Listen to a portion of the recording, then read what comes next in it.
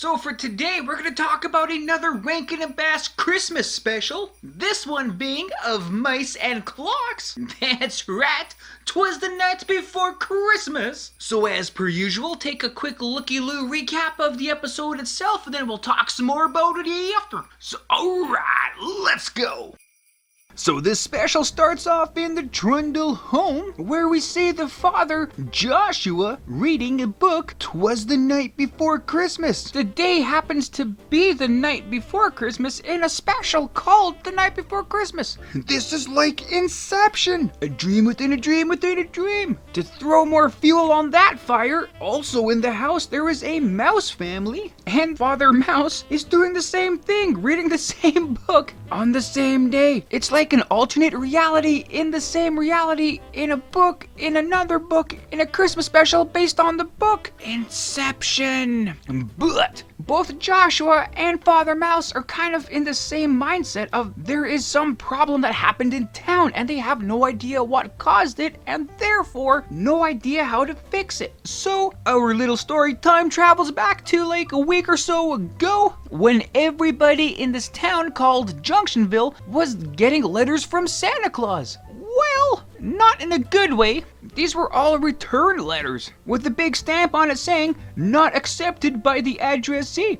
Like holy candy canes, right? Like Santa didn't want to read any of these letters and he just didn't accept them. Like that doesn't sound like the Santa that we know and love. Like what gives, right? So Father Mouse gets on the horn to his connections in the North Pole and like Buddy Mouse up there is like, oh yeah, you guys are from Junctionville? Well yeah, you guys screwed up pretty royally. There was that really nasty letter in your newspaper and Santa didn't like it. So Santa's skipping over your town this year, man. He doesn't care about you guys. So Father Mouse and family are like, what the hell? They go find an old copy of the Junction Town Register to see what that letter was all about. And it turns out there was some nefarious words tossed in there. Somebody wrote a letter saying how much of a fraud Santa Claus is. He's not real. It's all a joke. You guys are dumb for believing in a myth, etc., etc. And it was signed from all of us. Yeah, so Santa read that and he wasn't too happy about it. So he basically told everybody to go pound Christmas snow. But Dad Mouse kind of figured he might know who wrote that letter, and it was his eldest son, Albert, the brainy guy, the know-it-all. Albert and his friends wrote this letter and they feel pretty strongly about it. They're not gonna write a retraction to it. So we're kind of behind a Christmas 8-ball here. Meanwhile, Joshua came up with a plan which was approved by the town council. He's gonna build this pretty fancy-ass clock tower, and on Christmas Eve, when the clock strikes midnight, it's gonna play this really awesome song for Santa Claus, and Santa's gonna hear it and he's gonna be like, yeah, these guys are actually pretty cool. I'm gonna fly down and give these guys gifts. At least that's the plan. But when the clock was being presented to the town, the whole thing just went haywire. The clock went kerplop, kerplooey. So everyone's hopes were dashed with that failed clock, and Joshua, who owns his own clock-making business, well, nobody trusted him anymore, and his whole business just went kerplooey as well. Like, he wasn't even allowed to try to fix the clock. So yeah, poor guy, man, his legacy gone. Like that. The bills were piling up, things were not looking good, and this made Albert feel like totally horrible. Albert confesses to Father Mouse that he was pretty fascinated by the clock, and he wanted to check it out and see what's going on inside of it, and he accidentally kind of ruined the clock, which accidentally made it go kerplop and kerplooey. So it's almost midnight on Christmas Eve. Albert decides he's gonna go fix the clock. He's gonna right his wrongs, and with no time to spare, actually even slightly after midnight, he does get the clock fixed. It starts cranking out that Christmas fancy tune for Santa. Santa does hear it. He's like, whoa, those guys are cool. Flies on down to town and gives everybody them their fancy gifts, and Christmas joy is restored. Santa's a nice guy again, as long as you don't piss him off with some stupid letter about him being a fraud. So presumably everything works out for Joshua and his family and his business, but we don't really see. Hopefully it does. And with that, that is the end of this fantastic little tale.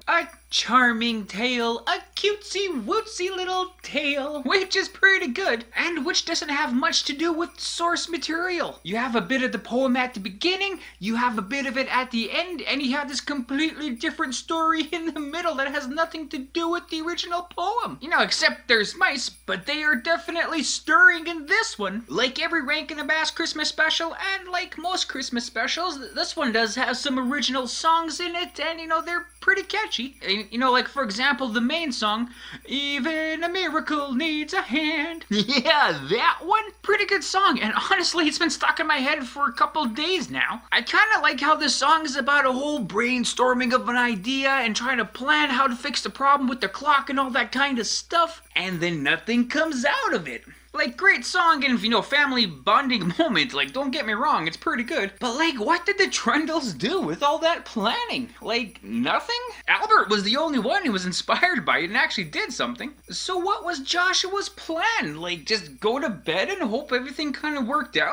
Seems to be, and his plan worked pretty good then, I guess. But it is a pretty good little story. It's a very basic story and they get to it pretty quick, but, you know, it is fun, it is charming, and it does have some more of that Rankin Bass Cinematic Universe world building. In what way do I mean? Well, let's take a looky-loo at some more things about this special. So, as we all know, many Rankin and Bass Christmas specials were based on a book or a song or something like that, and this one was no different. If you couldn't tell for some reason, this one was based on the poem "'Twas the Night Before Christmas" from New York City poet Clement Clark Moore. He did write this fancy tale in 1823. However, the original name of the poem was A Visit from St. Nicholas. 'Twas also known as "'Twas the Night Before Christmas," as that is the first lines in the poem. Either way, it's been Christmas legend ever since, and it fits pretty nicely into the whole Rankin and Bass universe here. Like, the whole story of it doesn't add to the whole main core story that featured Rudolph and Santa and Frosty battling Thunderbolt and all that, as we see in my first Rankin and Bass video here. But it does help kind of build the whole Santa's backstory, at least, you know, in the time that this story takes place. So, if the original story took place in 1823, this Christmas special took place around the same time, probably a couple decades after that, but, you know, nonetheless around that era, and everything leading up to this, like, everybody believed in Santa Claus, everybody was getting gifts from Santa Claus, like, he was pretty darn well known, but this was becoming around the time when people would start questioning if Santa was real or not, and that would have an impact on Santa in the future, as we would see in future specials. So in this one, he's pretty peeved that somebody's questioning his existence, and is so mad with them that he just decides to just kind of cut them off from all gift giving. So this kind of starts to make him go a little bit more kind of sour on people and how they think and feel about him. That is continued in The Year Without a Santa Claus, which takes place, you know, roughly 1920s or so, but after this special. And thank you to viewer Palace B Antifearn, oh boy, I hope I said that right, who helped me figure out the time of The Year Without Santa Claus. Yeah. But in the Year Without Santa Claus special, Santa is already showing that he's still kind of sour about that. More and more kids are starting to not believe in him, and he's even questioning, geez, do I even be Santa Claus anymore? Like, what's the point of me delivering gifts? Right? So that has been in the back of his head ever since Albert and his friends wrote that letter in the Junctionville Register. And if we keep moving further into future to the 1960s with Rudolph the Red-Nosed Reindeer, Santa Claus is a total jerk in that one.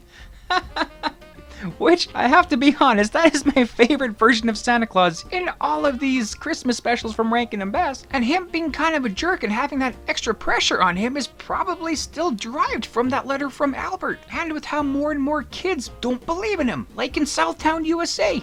Heck, in the 1990s, we even see Santa Claus let other people be Santa Claus, like in Santa Baby when Noel took over the job for the year. Like, was it only that one and only year that he let someone else be Santa Claus? Or did that special just feature that year? Who knows? Either way, man, people not believing in Santa has been pretty heavy on his head. And also with Santa, like, he looks completely different in this Christmas special than he does in any of his other Rankin and Bass specials. He looks smaller in stature, and he has that beard with no mustache. Like, if we look at the Kringles from Santa Claus is Coming to Town, he looks more like this guy here, you know, with the glasses.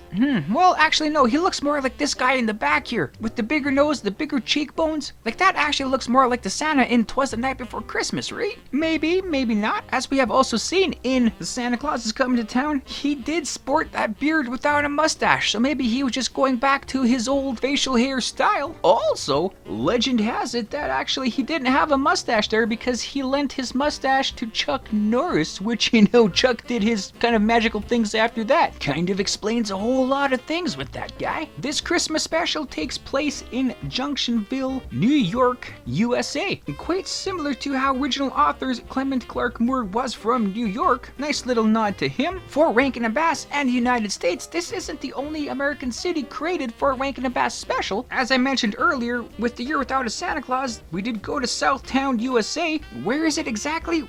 Well, they say it's in Dixie, which would be the southeastern United States. It could be any one of those. I always thought like one of the Carolinas, but I don't really know. Frosty the Snowman showed up in an American town. According to the original songwriters of Frosty the Snowman, the events took place in either White Plains, New York, or Armonk, New York, which is a smaller hamlet, and I kind of like to believe that that's where it took place. Like, what we seen in the special did seem like a smaller town than a city, like White Plains is. But that's also presumably the same place we seen in Frosty's Winter Wonderland. In the Christmas in July special, everyone heads to Florida for the circus. In the Santa Baby special, we go to the fictional Heptune Street, which looks like it's in New York. Like, in the background, you do see water towers on buildings, which is kind of more of a New York thing, I think. Anyway, if I'm wrong, please let me know. And in the Legend of Frosty special, the events of that one took place in the town of Evergreen. Again, don't really know where that is. One of the northern states, probably in New York, you know, because a lot of these specials took place in New York State. So yeah, might as well keep that going. So yeah, that's pretty much all I have for you guys this time, and